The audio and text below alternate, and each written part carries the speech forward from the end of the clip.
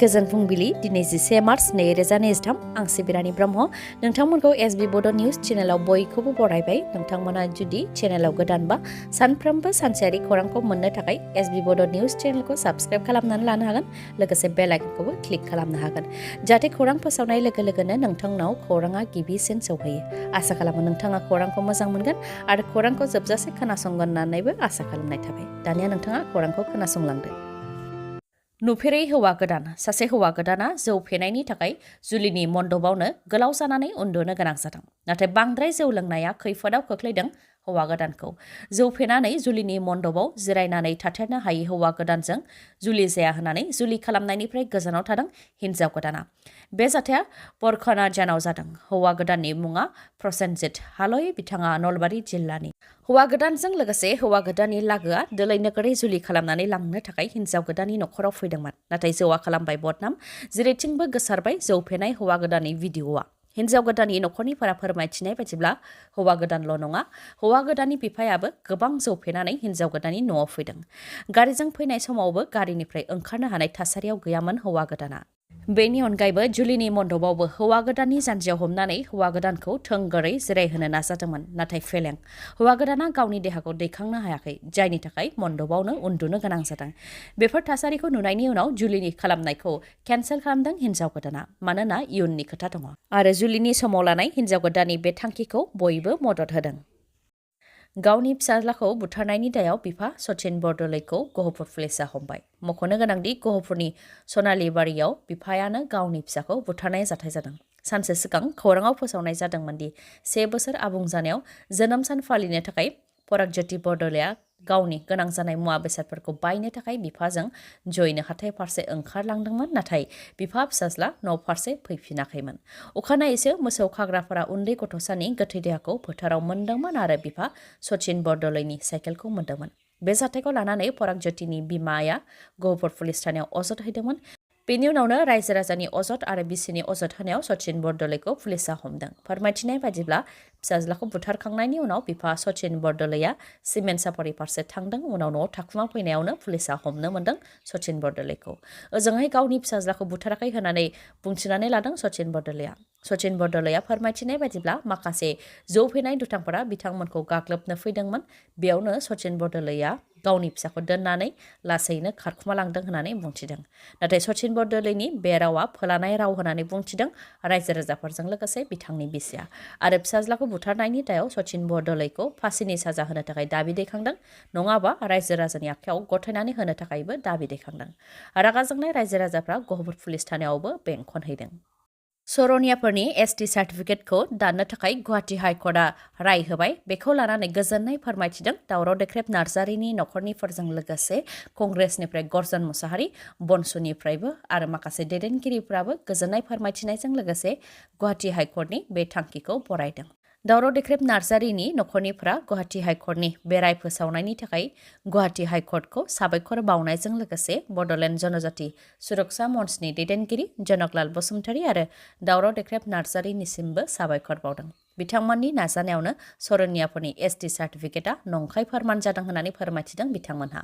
लोगोसे फोरमायथिबावदोंदि सरनिया कचारिफोरा गावसोरखौ बर' कचारि होननानै नंखायै जि ST सार्टिफिकेट लादों बेखौ दाननानै होनो थाखाय दावराव देख्रेब नार्जारिया थांनाय 2014 मायथाइनिफ्रायनो नांदोंमोन आरो दिनै देरहानायखौ मोननो हाबाय। बेखौ लानानै दावराव देख्रेब नार्जारिया जोबथेसालियाव दंब्लाबो गोजोननाय मोनदों होननानै फोरमायथिदों बिथांनि नखरनिफ्रा। आरो दावराव देख्रेब नार्जारिया रायजो राजानि गोरोन्थि मावाखै होननानै बुंथियो नखरनिफ्रा। लोगोसे फोरमायथिबावदोंदि नबकुमार सरनियाया नंखाय ST सार्टिफिकेट लानानै क'क्राझार लकसभा बियाबाव 9 बोसोर MP थाबोबाय। बिथाङा बर' कचारि नङा, सरनिया कचारिसो आरो सरनिया कचारिया माब्लाबाबो ST जानो हाया। जुदि बिथाङा बर' कचारि बा मानि थाखाय अबर' आफाद दाखो, बर' ट्राइबेलनि हेंथायै मानो खामानि मावखो होननानैबो सोंखारियो बिथांमोनहा। बेनि अनगायैबो सरनियाफोरा STनि नंखाय सार्टिफिकेट लानानैनो सोलोंथाइनि बिथिङाव, साख्रि बाख्रिनि बिथिङाव जोंनि मोन्थायखौ लादों, जायनि थाखाय ट्राइबेलफोरा गोजानाव थानो गोनां जादों। आरो दा गुवाहाटी हाइकर्टआ जि राय होबाय बेखौ जों लानो रोंनांगोन। MP नबकुमार सरनियानि STखौ दाननायजों लोगोसे MP खौबो दाननांगौ होननानै बुंथियो बिथांमोनहा। मेट्रिक आनजाद जागायजेननायावनो मेट्रिक आनजाद होनाय सासे फरायसाया गावनि जिउखौ फोजोबनानै लाबाय। जाय समाव जागायजेननायनिफ्रायनो मेट्रिक आनजादनि सोमोन्दै गोबां बायदि खोथाफोरा गोसारदों, बे समावनो सासे फरायसाया गावनि जिउखौ फोजोबनानै लाबाय। जिउ फोजोबनानै लानाय फरायसानि मुङा बिराज दत्त आरो बे जाथाया धेमाजि जिल्लानि नागाखेकिया गामिनि अंगनबादि मिरुआव जादों। बिराज दत्तआ गावनि जिउखौ फोजोबनानै लानाय जाथायखौ लानानै नायबिजिरनाया जागासिनो दं, नाथाय मा जाहोननि थाखाय बे जाथाया जानो मोनखो बेनि सायाव दासिमबो रोखा जायाखै। साहा रङिया दख'रा दुलाराय बर' फरायसा आफादनिफ्राय खेबसेयैनो 4 बिबानगिरिफ्रा गावसोरनि बिबानखौ एंगारबाय। माखासे गावारि आरो नखरारि उसुबिदा आरो नागारहायै माखासे थासारिनि थाखाय जायखिजाया खामानियाव नांगौ बायदि समाव ओंखारलांनो हानाय नङा होननानै फोरमायथिदों बिथांमोना।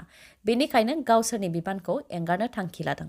बिबान एंगारनाय 4 बिबानगिरिफोरनि मुङा फारियै गाहाय नेहाथारि सोमदोन बर', लोगो गाहाय नेहाथारि निजोम बसुमतारी, लोगो सोलोंथाइ नेहाथारि रन्जन बर' आरो सासे नेहाथारि अमित कुमार बसुमतारी। जायनाखि एमपि नब कुमार सरनियाया ट्राइबेल नङा आरो बिथांनि एसटि सार्टिफिकेटखौ दाननांगौ होननानै दावराव देख्रेब नार्जारिया गोलाव समनिफ्रायनो खामानि मावबोदोंमोन, नाथाय बिथाङा बे समाव जोबथेसालियावसो दङ। बिनि सायावबो बिथांमोना फोरमायथियो दि बिथां दावराव देख्रेब नार्जारिनि देहाया दा मोजाङाव गैया, हार्टआ लोरबां, लोमजानानै दङ, गलब्लादाराव अन्थाइ जादों। आरएनबि सिभिल हस्पिटाला जिएमसिआव रेफार खालामबायमोन आरो कर्टनि बिथोन बायदियै जेलनिफ्रायबो रेफार होबायमोन। नाथाय बेबायदि खाजानाय थासारियाव सिखाव दाखायत बायदि दुथां बायदि गुबुनाव फाहामथाय लाहैया, उदां जाब्लासो फाहामथाय लागोन, नांगौबा जोबथेसालियावनो थैगोन होननानै दावराव देख्रेब नार्जारिया जिएमसिएचआव फाहामथाय लाहैयाखै। लोगोसे फोरमायथिबावदों दि दावराव देख्रेब नार्जारिया सासे हारि सिबिग्रा, हारि अनफावरि, नाथाय बिथांखौ फाव फान्दायनानै दाय जाबसिनानै खैसोर खालामदों। बेयो मुगैथाव आरो बेखौ सोंखारि होननानै बुंथियो। लोगोसे फोरमायथिबावदों दि थांनाय 1987 मायथाइनि एबसु आन्दलन जानायनि सिगांनिफ्रायनो दावराव देख्रेब नार्जारिया हारिनि खामानि, रावनि सोमावसारनायफोराव बाहागो लाबोदोंमोन। बड'फा उपेन्द्रनाथ ब्रह्मनि समावबो बड'लेण्ड सोमावसारनाया दावराव देख्रेब नार्जारिनिफ्रायनो जागायजेनदों। बड'फा उपेन्द्रनाथ ब्रह्मआ दावराव देख्रेब नार्जारिनि न'आवनो दंमोन, गंसे थोरसियावनो जायोमोन आरो गंसे बिसनायावनो उन्दुयोमोन होननानै फोरमायथिदों बिथांमोना। आरो बड'फा उपेन्द्रनाथ ब्रह्मनि आदर्शजोंनो खामानि मावोमोन, नाथाय बिथांखौनो फान्दायदों। बेनिख्रुइ मुगैथावनासिन आरो जानो हाया। आरो बेफोर फान्दायनाया जोंनि गेजेरावनो जादों, बेखौ रोखायै बुंनो हायो, मानोना हमजानायनि सिगां ट्राइबेलफोरनि हा हुनि मोन्थाय बाथारमारियाव सोरखारा हा सेनो नागिरनायनि हेंथायै खोथा बुंथिदोंमोन। बेनि उनावनो बिथांखौ हमदों होननानै फोरमायथिदों।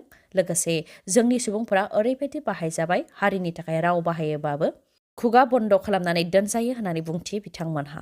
लोगोसे फोरमायथिबावदों दि दावराव देख्रेब नार्जारिखौ लानानैबो बेलनि थाखाय थांनाय 18 अक्ट'आव कर्टआव हियारिं दंमोन, जेराव बेलनि थाखाय अर्डार कपिल' फैनांसिगौमोन आरो बेल जासिगोन होननानै मिथिदोंमोन। नाथाय दा बेला रिजेक्ट जादों आरो राजखान्थि खैसार थानायनि थाखायनो जाखानाय बेला रिजेक्ट जादों होननानै फोरमायथियो बिथाङा। जायनाखि दावराव देख्रेब नार्जारिनि देहाया मोजां नङा, बेनिखायनो जाहाथे बिथांखौ उदां खालामनानै होयो, बेनि थाखायबो डक्टर हेमन्त बिश्व शर्मानिसिम खावलायहरो बिथांमोनहा। रां जाख्ल'नायनि दायाव लाटमन्डल कनक बरुवाया भिजिलेन्स एन्ड एन्टि कारापसन टीमजों हमजादों। उदालगुरि कलाइगाव सार्कल अफिसनि लाटमन्डल कनक बरुवाजों लोगोसे 1 नं आमगुरिनि गावबुरा दिलीप बराखौ रां लाफुबाय थानाय समावनो भिजिलेन्स एन्ड एन्टि कारापसन टीमआ हमदों। रिनुवाला दासआ गावनि हाखौ मियादि बानायनो थाखाय सार्कल अफिसाव गोलाव समनिफ्रायनो थांलाय फैलाय खालामदोंमोन, नाथाय गोलाव सम बारलांबाबो खामानिखौ मावनानै होयैनि थाखाय भिजिलेन्स एन्ड एन्टि कारापसन टीमनो मिथिहोदोंमोन। बेयावनो हानि खामानिखौ मावनो थाखाय लाटमन्डल कनक बरुवानि जानानै गावबुरा दिलीप बराया 4,500 रां लादोंमोन। बेयावनो रां लाफुबाय थानाय समावनो सानैखौबो हमदों भिजिलेन्स एन्ड एन्टि कारापसन टीमआ। फोरमायथिनाय बायदिब्ला लाटमन्डल कनक बरुवाया गुबुनाव पस्टिं थानाय समावबो गोबां रां जाख्ल'योमोन, जायनि थाखाय पुलिसजोंबो गोबां खेब हमजाखांबाय आरो सासपेन्डबो जाखांबाय। ट्रेक्टरनि सौख्रांनायाव फिन सासे उन्दै गथ'सानि जिउ खहा। AS 23C4479 नंनि ट्रेक्टरनि सौख्रांनायाव थाखो 3आव फरायनाय उन्दै गथ'सानि जिउ खहा जादों। उदालगुरिनि अरांनि धनसिरियाव जादों बे गिख्रंथाव जाब्रबथाया। 3 थाखोआव फरायनाय दक्षिण सुब्बा गामिनि आफसाना खातुना लामायाव गेलेगासिनो दंमोन। बे समावनो ट्रेक्टरा फैनानै सौख्रांफैदों, जायजों आफसाना खातुना जिउ खोमानो गोनां जादों।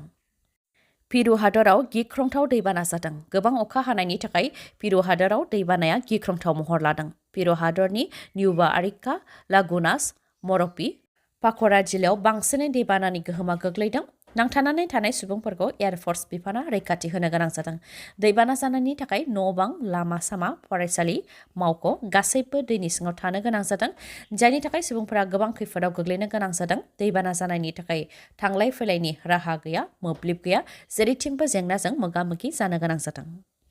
मोनसे फोसावनाय मानास अट' श'रुम आरो MMH हन्डा श'रुमा नोंथांमोननि थाखाय गोलोम बोथोरनि अफार लानानै फैदों। अफारफोरा जाहैबाय गंसे टेबोल फेन आरो बेसेन नाङालासे गंनै हेलमेट मोननो हागोन। लोगोसे खम रां होग्रोनानैनो मटर साइकेल नङाबा स्कुटिखौ मोननो हागोन।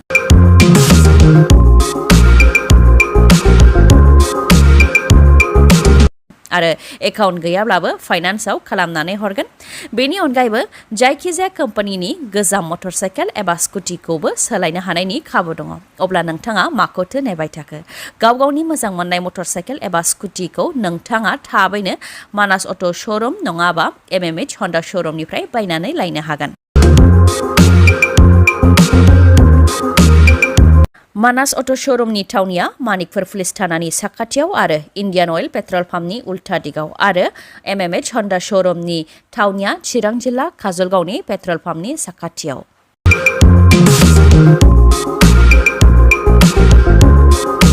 बेफोर अफारफोरा 31 मार्चसिमल' थागोन।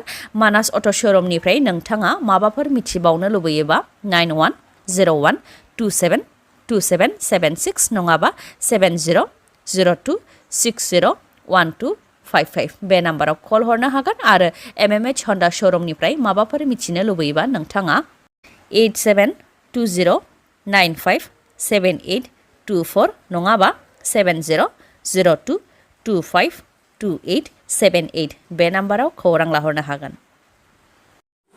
भिडिअखौ जोबजासे नायनायनि थाखाय गोजोन्थों। नोंथाङा आंनि चेनेलाव गोदानबा अन्नानै आंनि SB बड' निउस चेनेलखौ साबस्क्राइब खालामनानै ला। बे चेनेलनि गेजेरजों नोंथाङा सानफ्रोमबो फुंनि समाव सानसेयारि खौरांखौ नुनो मोनगोन। लोगोसे दिनैनि खौरांखौ मोजां मोनदोंबा लाइक, कमेन्ट आरो शेयार खालामनो दाबाव।